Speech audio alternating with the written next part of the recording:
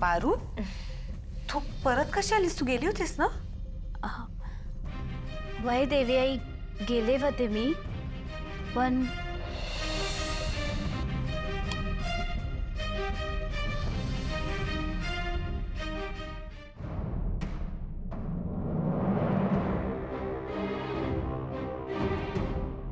बा डॅडी हे खाली घे ना.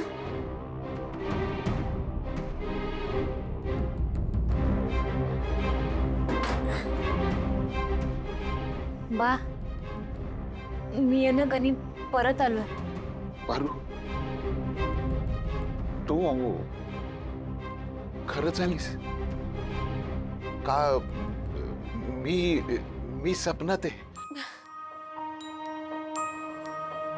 पार हा सपन नाही, आम्ही खरंच आलो आहोत.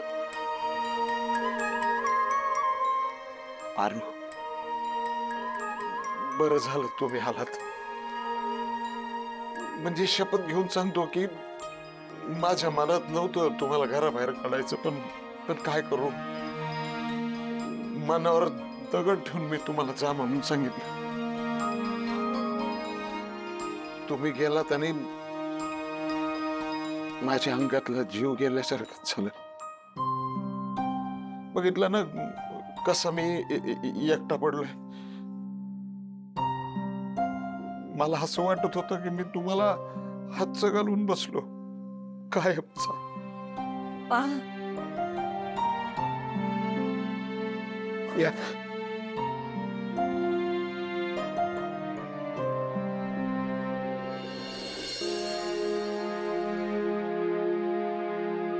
पारू, तू परत कशी काय आलीस?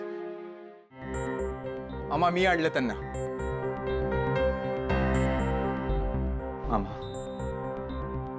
मामा जे झालं त्यात अरुची काही एक चूक नाहीये. आईचा गैरसमज झालाय, पण तुम्ही काळजी करू नका, मी ते करेन सगळं हँडल. पण इथून पुढे पारू आणि गणित इथेच राहतील आणि हा माझा फायनल डिसिजन आहे. आदित्य बाबा, मी तुमच्या समोर हात जोडतो. माझ्या पारूमुळं तुमच्यामध्ये आणि आईल्या मॅडम मध्ये आणखी अडचणी वाढायला नको. खरंच मामा मी आहे ना, तुम्हाला माझ्यावर विश्वास आहे ना?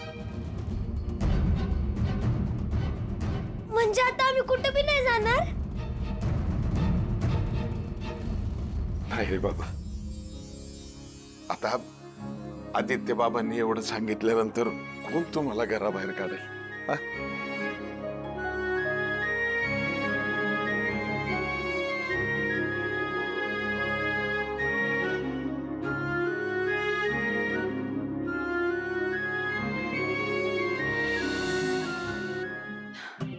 ठीक आहे, जा किचनचा ताबा घे. वय मी आलेच.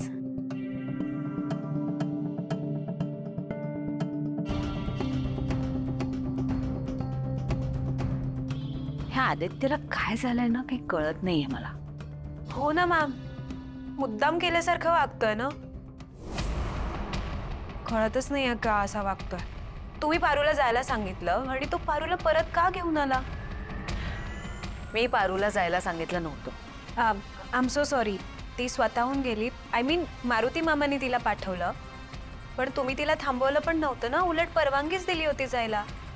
तरी पण आदित्य तिला परत घेऊन आला. असो, पण मॅम तुम्ही आदित्यला प्लीज ओरडू नका, प्लीज.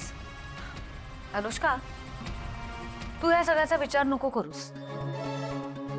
आदित्य माझा मुलगा आहे, तो जे करेल ते विचार करूनच करेल.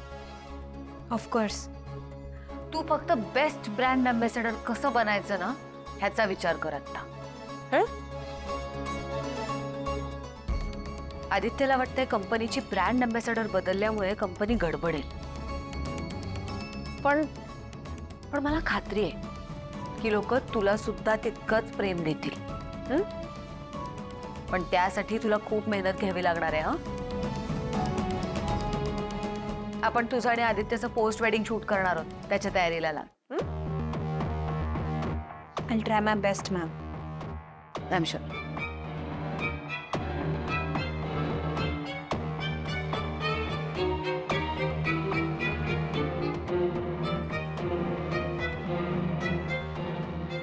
आदित्य, जसं तुला वाटतंय माझा निर्णय चुकलाय, तसं मलाही खात्री आहे की माझा निर्णय नाही चुकणार. प्रीतम अहो उठा ना, सकाळ झालीये. हो 5 मिनिट. प्रीतम अहो चला ना, मला खूप काम आहेत. उठा लवकर, चला पटकन. 5 मिनिट. 5 मिनिटं काय, 5 मिनिटं करत करत अर्धा तास झाले. Good morning. पारू, पारू अगं परत आलीस.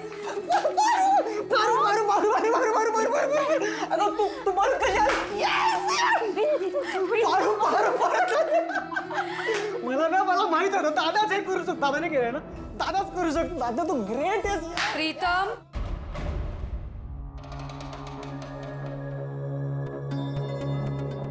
आदित्य आणि अनुष्काचं पोस्ट वेडिंग डेमो शूट उद्याच आहे.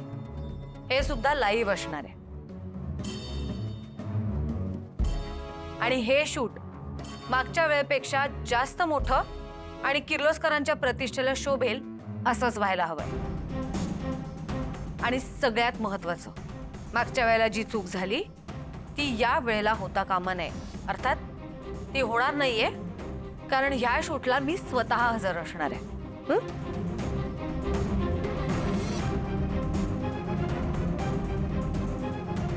प्रीतम, आदित्याला विचारून घे की एक कंपनीचं काम आहे म्हणून तरी तो ही ऍड करायला तयार होणार आहे का यातही त्याला माझा विरोधच करायचा आहे.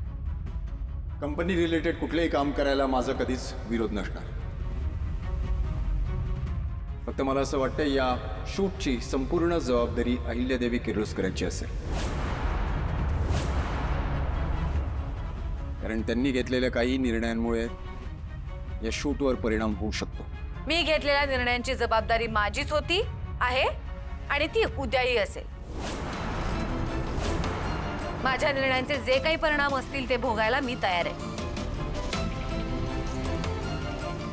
प्रीतम, उद्या आपल्या घरातच सेटअप लावून घे आणि अनुष्काला तयार करायची जबाबदारी पारूची असेल.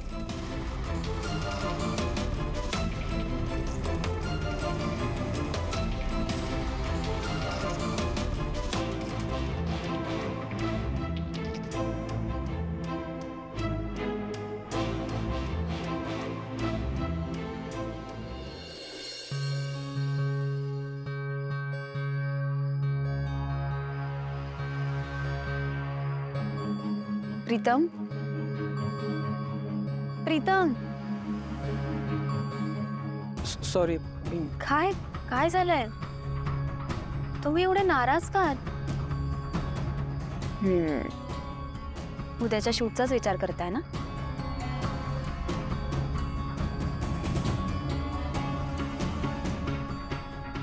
तुला तर सगळं माहितीच आहे आता. ह्या ते मागचं शूट जेव्हा आम्ही केलं होतं ना, तेव्हा सगळं कसं हॅपनिंग वाटत होतं का, म्हणजे सगळं खरं वाटत होतं. शूट लाईव्ह होतं आणि त्या दोघांना पण ना रिअल कपल म्हणून ऍक्सेप्ट केलेलं लोकांनी.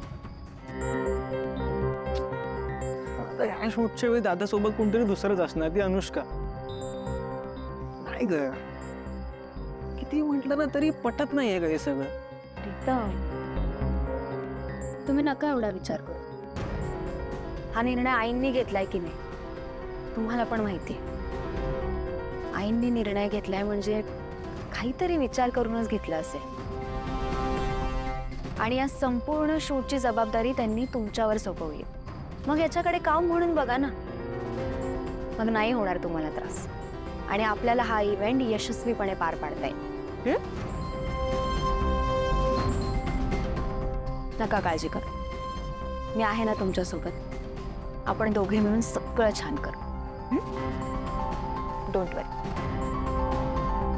थँक्यू.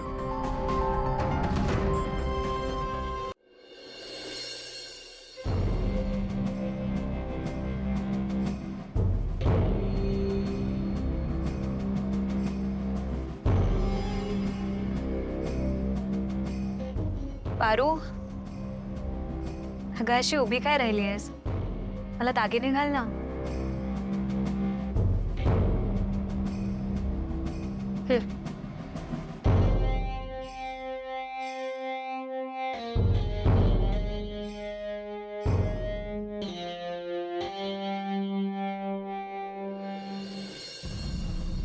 पारू, तुझं आणि आदित्यचं डेमो शूट असंच झालं होतं का ग? नाही म्हणजे तू पण अशीच रेडी झाली होतीस का?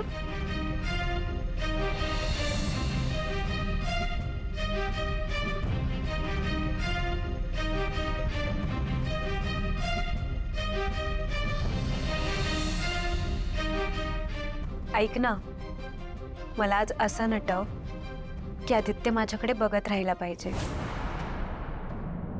तुला तर अनुभव आहेच ना. मला ना आज नवरीसारखाच नटव. म्हणजे माझ्या आणि आदित्यच्या लग्नामध्ये मला सजवण्याची जबाबदारी अहिल्या मॅडम तुलाच सोपवतील. उलट मीच त्यांना सांगेन की मला पारूच पाहिजे. तुला चालेल ना? पारू, मी काहीतरी विचारतीये, तुला चालेल ना?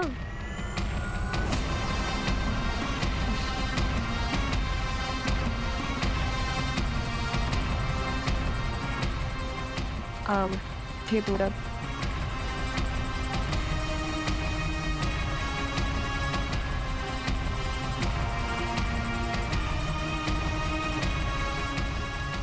पारू, काय बघतेयस?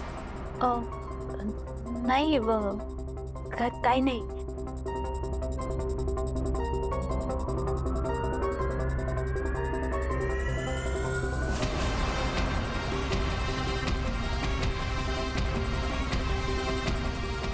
आदित्य मला लग्नात असंच मंगळसूत्र घालेल.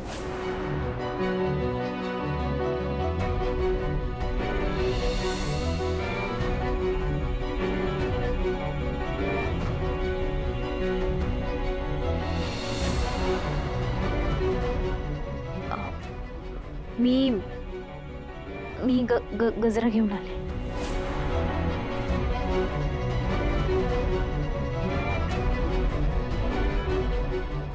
पारू, मला खूप आनंद होतोय तुला असा त्रास होताना बघून. पण अजून काहीच त्रास भोगला नाहीयेस तू. तू फक्त बघत राहा.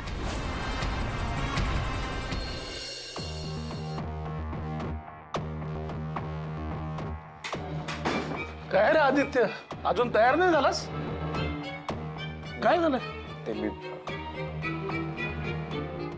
आदित्य? जे काम टाळता येत नाही ना ते मनापासून करावं माणसानं. काय कामाच्या बाबतीत एवढा उदासीन पहिल्यांदा बघतोय मी तुला. अरे या शो साठी तू स्वतः तयार झालायस ना, मग ते चेहऱ्यावर दिसू देत ना. असं चेहरा पाडून बसू नकोस.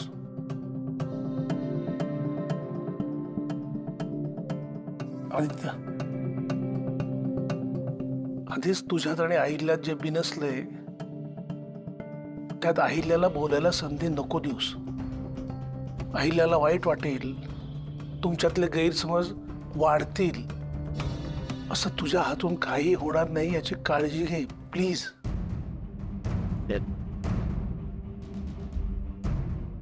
आदित्य,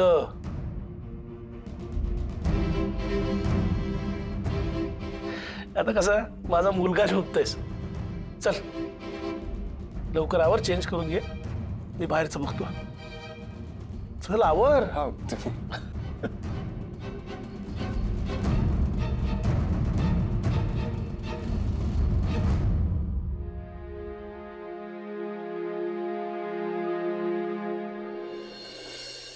या अहिल्याला बर्बाद करण्यासाठी काय काय नाटकं करावी लागतात मला.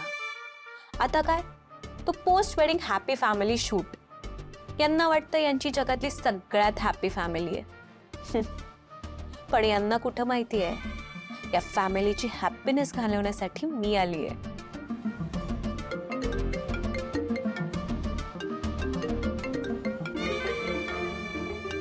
एक मिनिट.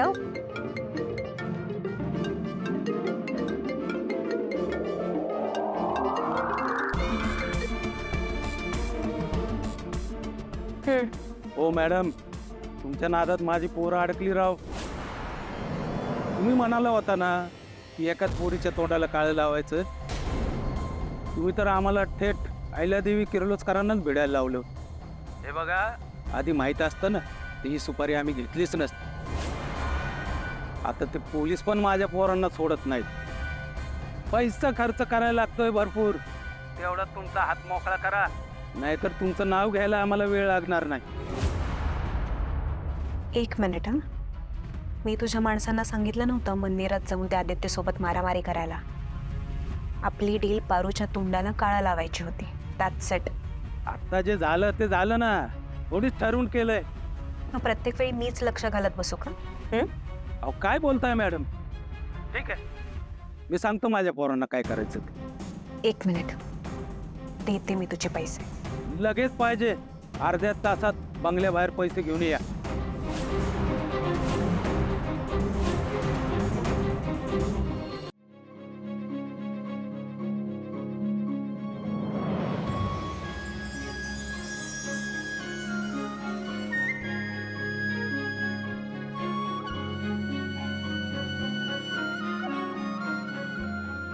पारू, तू ठीक आहेस ना? हे बघ, मला ना हे सगळं अजिबात आवडत नाही हे करायला, पण आईसाठी करावं लागतं. आदित्य सर, अहो हेच तर काम आहे ना तुमचं. मग आवडत का नाहीये तुम्हाला?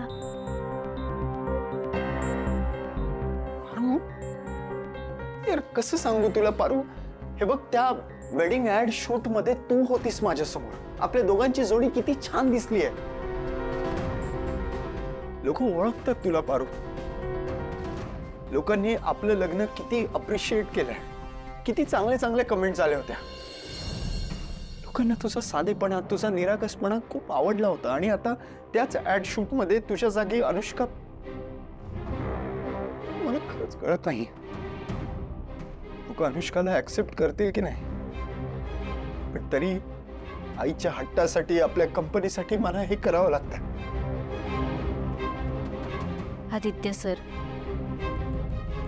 आपल्या दोघांना काय वाटतंय यापेक्षा देवी आईंना काय वाटतंय हे जास्त महत्वाचं नाही का? देवी आईंचा आनंद यात आहे. मग तुम्ही सुद्धा हे काम आनंदानं करायला पाहिजे ना. अन एकदा स्वतःच्या मनाला विचारा ना. म्हणजे अनुष्का मॅडम तुमची होणारी बायको आहे. मग त्यांच्यासोबत ईदी करायला अडचण काय आहे? तुम्ही तर आरामात कराल ना.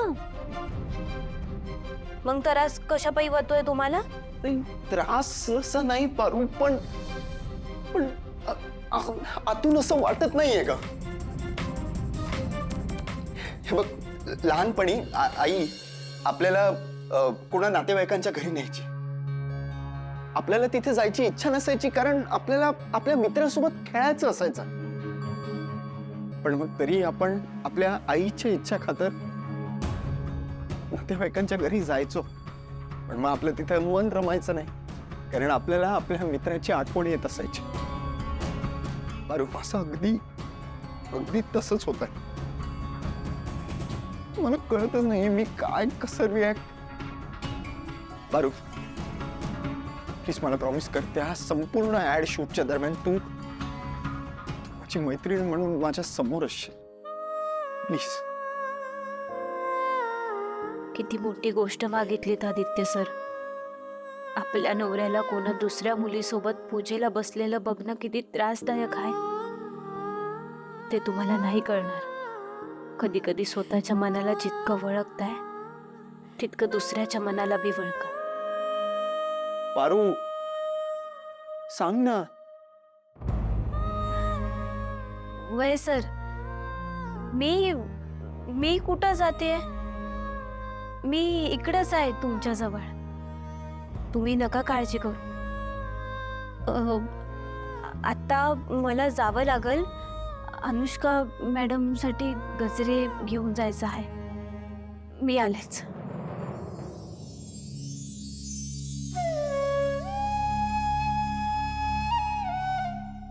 थांब ना थोडा वेळ.